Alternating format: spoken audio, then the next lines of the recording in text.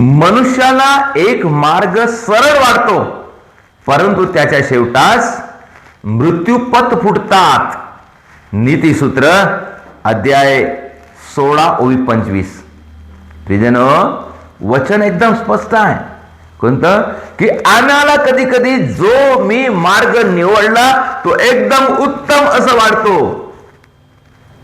कोणी मला सांगण्यासाठी प्रयत्न केला की बाबा हा मार्ग चांगला नाही, तरी मी त्याचं मानत नाही.